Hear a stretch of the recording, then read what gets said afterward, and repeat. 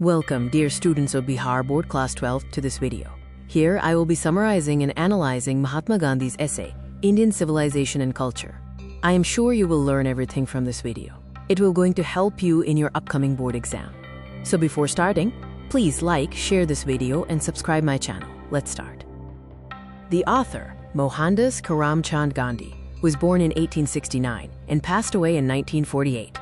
Popularly known as Bapu, or the Father of the Nation, he was a spiritual leader who used truth and nonviolence as his main weapons against British rule. He dominated Indian politics from 1915 to 1948. Literary contributions include his autobiography, My Experiments with Truth, which shows him as an original thinker. He also wrote numerous articles for Young India and delivered many speeches focusing on truth and nonviolence. This essay is an extract from Gandhi's writings. His core argument is that Indian civilization, which elevates the being, is superior to Western civilization, which privileges materiality. The purpose is to highlight the sound foundations of Indian culture. Gandhi notes that many ancient civilizations, like Rome and Greece, have vanished or been westernized. The people of Europe learn from the mistakes of these fallen glories, hoping to avoid their fate. Amidst the changing world, India remains immovable, which is its glory. Gandhi states, India is still, somehow or other, sound at the foundation. This stability proves the resilience of its ancient values. Critics often charge that Indian people are, quote, uncivilized, ignorant, and stolid.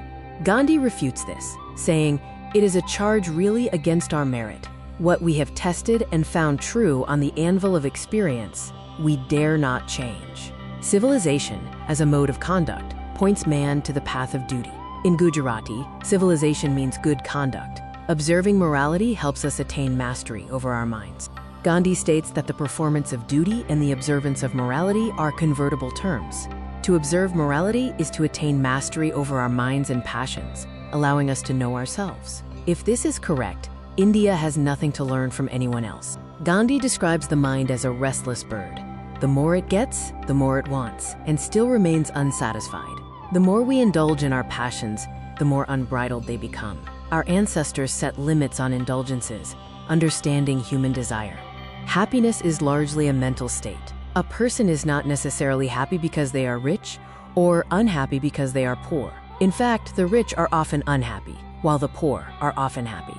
Our forefathers knew how to invent machinery, but they chose not to. They feared that focusing on such things would make us slaves and cause us to lose our moral fiber. They limited work to what could be done with hands and feet. Ancestors saw cities as a snare for gangs, thieves, and vice, where the poor would be robbed by the rich. They viewed cities as a useless encumbrance and were satisfied with small villages. True home rule involved avoiding courts. Justice was tolerably fair. The common people lived independently and followed their agricultural occupation. Our ancestors held a unique view of power, seeing that, quote, kings and their swords were inferior to the sword of ethics. Therefore, they considered the sovereigns of the earth inferior to the rishis and the fakirs. Gandhi defines modern civilization as the worship of the material and the worship of the brute within us, or unadulterated materialism. It is nothing if it does not think at every step of the triumph of material civilization. Comparing civilizations, the modern approach drives the indefinite multiplicity of wants, is godless, and propagates immorality. The ancient Indian approach, however, demands the restriction of wants, is based on belief in God, and elevates the moral being. Gandhi warns that for India to run after the golden fleece, or Western materialism, is to court certain death.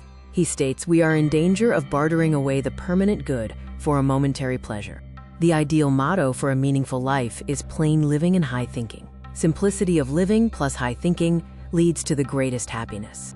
In conclusion, real civilization consists not in the multiplication, but in the deliberate and voluntary restriction of wants. This increases contentment, real happiness, and the capacity for service. Please remember to like this video, share it with your friends, and make sure you subscribe to the channel right here.